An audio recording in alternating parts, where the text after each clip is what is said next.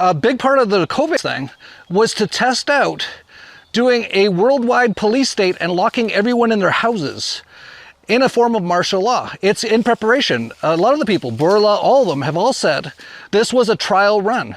Satan Claus has said that numerous times.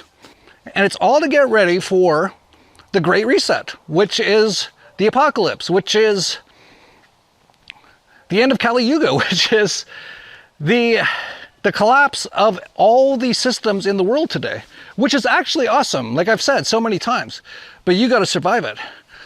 And that's why they're rushing as fast as they can now to put in these 15-minute smart cities to get people even more locked down. They're putting up even like places that you can't even get out of town now in places like the UK.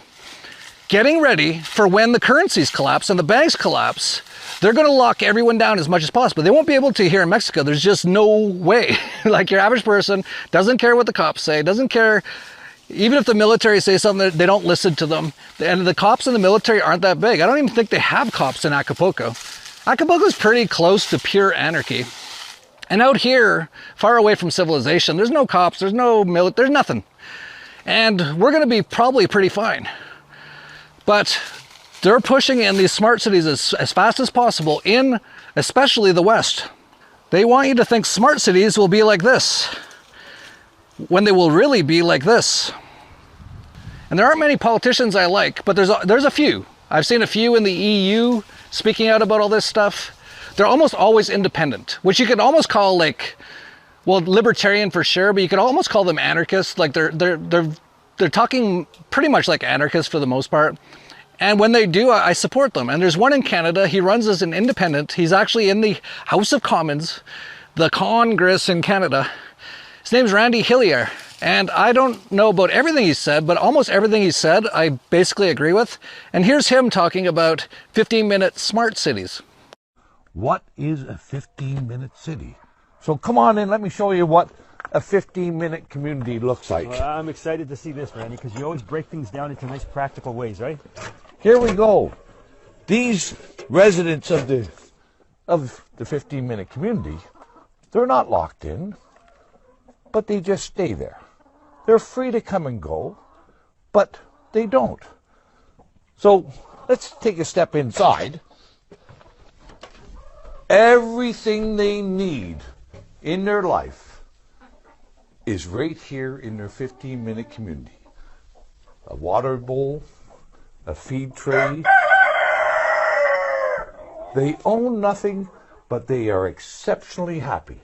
And you know how happy they are is by how many eggs they produce.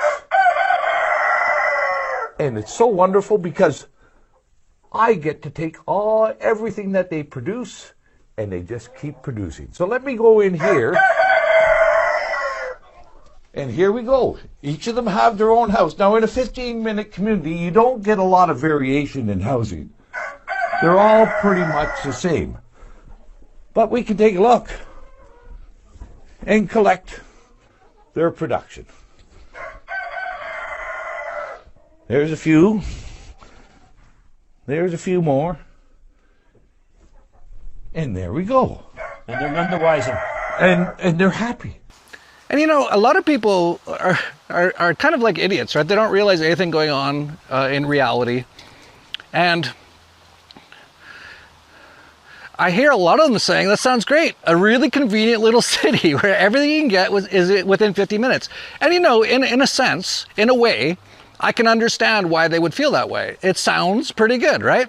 You can get everything you need within 50 minutes, but you have to understand it's in a 1984 Orwellian Big Brother system where you can't leave your sector, just like the Hunger Games. So it's going to be interesting for sure.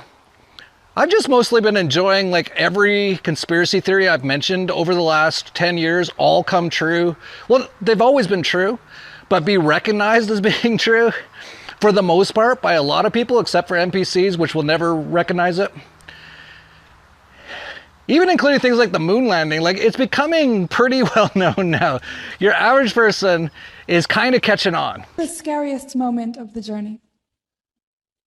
Scariest? It didn't happen. Why has nobody been to the moon in such a long time? because we didn't go there, and that's the way it happened. And I remember my parents waking me up, and we went down and we watched you guys land on the moon, no, which you was didn't. No, you didn't. what? Because there wasn't any television. There wasn't anybody taking a picture. You watched animation. Yeah, they even tell people right to their face, and people just kind of laugh and clap, and that's funny what Drunk Buzz said. Well, he's drunk because he can't handle lying for his entire life.